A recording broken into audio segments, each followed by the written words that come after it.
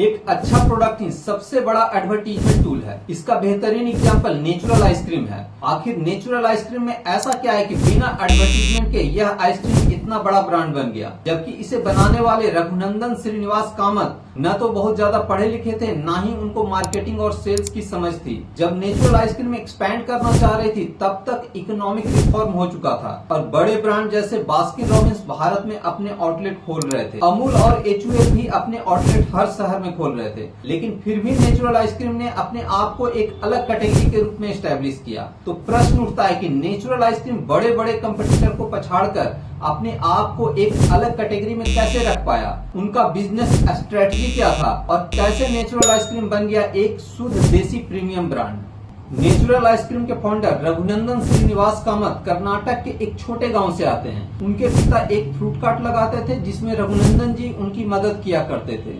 धीरे धीरे रघुनंदन जी को फलों की अच्छी पहचान हो गई। तब आइसक्रीम के नाम पर आइस गोला या कुल्फी बिका करता था, जिसे खाकर रघुनंदन जी को एक बात समझ में आई, इस गोला या कुल्फी में ना ही फ्रूट है और ना ही क्रीम। और शायद यहीं से उन्हें एक नया कुछ करने का प्रेरणा मिला और वह मुंबई आ गए। यहाँ आने के बाद उन्होंने जुहू में एक पाव भाजी स्टॉल खोला और साथ में अपनी आइसक्रीम को फ्री में देना स्टार्ट किया। क्योंकि मुंबई में पाव भाजी काफी फेमस है, इसलिए उन्होंने डायरेक्ट अपना आइसक्रीम स्टॉल ना खोलकर पाव भाजी स्टॉल खोला। उन्हें इस बात की समझ थी कि उनका आइसक्रीम डायरेक्ट नहीं सेल होगा, लेकिन पाव भाजी जरूर सेल होगा। और फिर धीरे धीरे आइसक्रीम के नए फ्लेवर देना स्टार्ट किया। उनका आइसक्रीम सिर्फ 3 चीज से बना था, दूध, चीनी और फल। और उनका बनाने का तरीका ऐसा जो लोगों को पसंद आने लगा। तब मुंबई जैसे जगह में भी आइसक्रीम पार्लर का कॉन्सेप्ट नहीं था और शायद 2-3 ही ऐसे आउटलेट हों जो आइसक्रीम सर्व कर रहा था। तब ठेले पर कुल्फी या आइस गोला मिला करता था। बिना किसी एडवर्टीजमेंट के उनका आइसक्रीम पार्लर फेमस हो गया और इस तरह से उनका पहला आउटलेट 1984 में जुहू में खुला।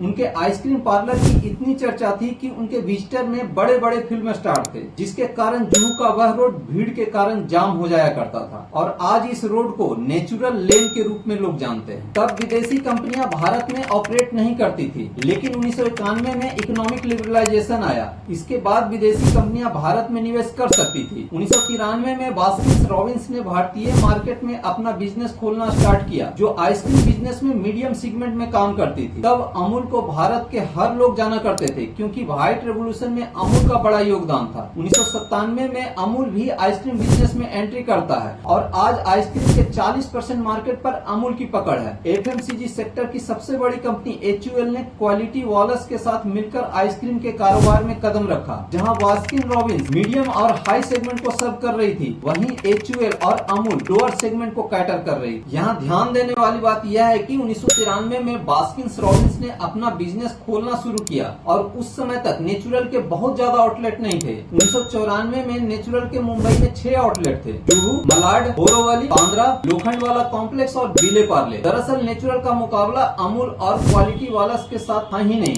क्योंकि यह कंपनियां ट्रेडिशनल आइसक्रीम बना रही थी, जिसका लाइफ ज्यादा थी। इनके आइसक्रीम में मिल्क क्रीम की जगह वेजिटेबल ऑयल्स थे, जिसके कारण इनकी शेल्फ लाइफ लंबी थी। क्योंकि यह वेजिटेबल ऑयल से बना था, इसीलिए इनका प्राइस काफी कम था और यह लोअर सेगमेंट को सर्व कर रहा था, जिसके कारण यह हर छोटे किराना स्टोर में उपलब्ध था। FSSAI ने क्लियरली बताया हुआ है कि अगर आप मिल्क फैट के अलावा कोई और ऑयल अपने आइसक्रीम में यूज करते हैं तो उसे फ्रोजन डेजर्ट कहा जाएगा। फ्रोजन डेजर्ट में वेजिटेबल ऑयल के अलावा प्रिजर्वेटिव, स्टेबलाइजर और इमल्सिफायर मिलाया जाता है, जिससे इसका शेल्फ लाइफ बढ़ जाता है, जबकि इसका टेस्ट आइसक्रीम की तुलना में कम होता है। नेचुरल का असली मुकाबला बास्किन रॉबिन्स के साथ था, जो आइसक्रीम और संडे बना रहा था। उसके पास बड़ा फंड था और सेल्स और मार्केटिंग स्ट्रेटजी था। तो प्रश्न उठता है कि नेचुरल जैसी कंपनी जिसके सिर्फ एक आउटलेट थे, वह बास्किन रॉबिन्स के साथ कैसे टक्कर ले पाई। दरअसल रघुनंदन जी अपने आउटलेट को काफी दिनों से चला रहे थे और पब्लिक को क्या चाहिए उन्हें अच्छे से पता था और इसीलिए उन्होंने अपने प्रोडक्ट पर ध्यान दिया। उनका सीजनल आइसक्रीम काफी फेमस था।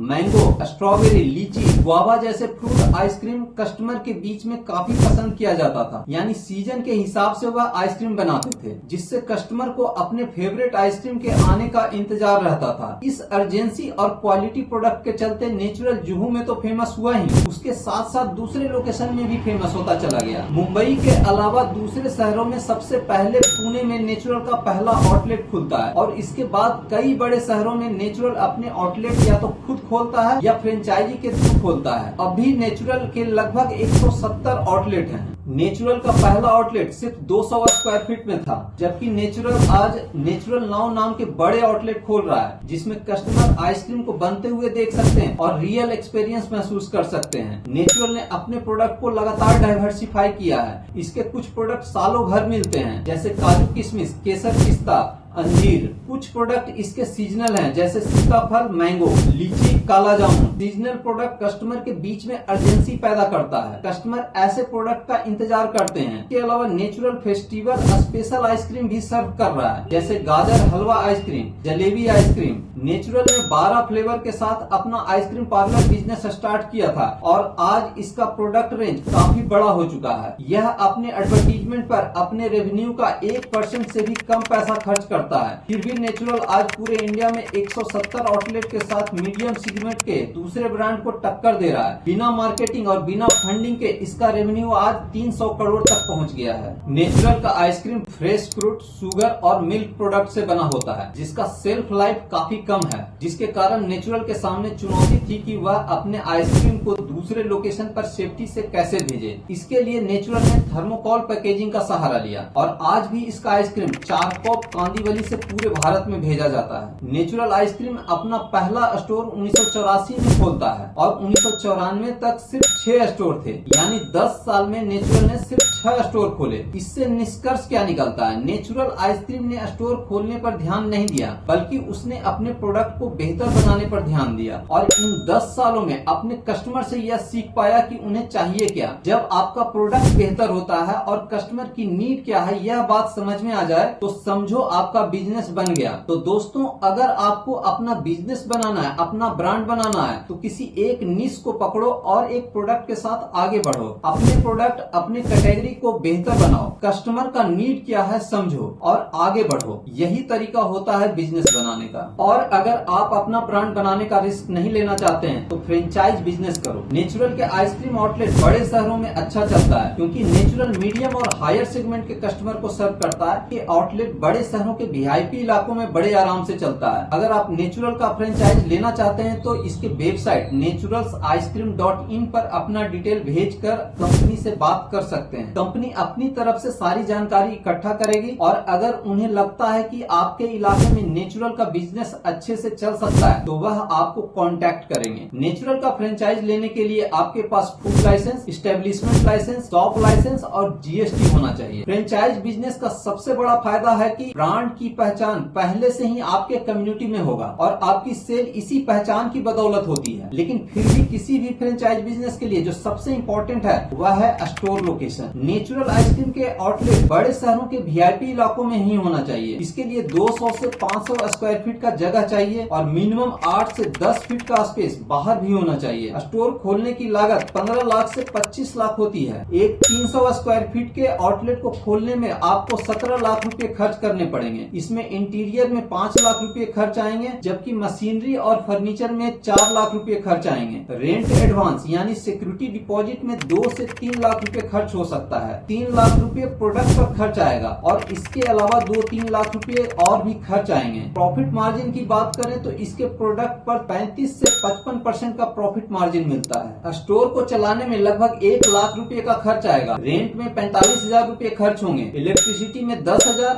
और सैलरी में 40 से 50,000 रुपए खर्च हो सकते हैं, जबकि दूसरे अन्य खर्च 10,000 रुपए होंगे। इन खर्चों को देखने के बाद आपको एक बात तो समझ में आ ही गई होगी कि आपके नेचुरल आउटलेट का पर डे का सेल कम से कम 15,000 रुपए तो होना ही चाहिए। एक बात आप हमेशा याद रखना, नेचुरल के आउटलेट हमेशा वीआईपी इलाके में ही चलता है। तो हमारा यह वीडियो कैसा लगा कमेंट में बताएं और अगर इसी तरह के बिजनेस आइडिया और बिजनेस केस स्टडी जानना चाहते हैं तो चैनल को फॉलो करें और बने रहें हमारे साथ। Thank you.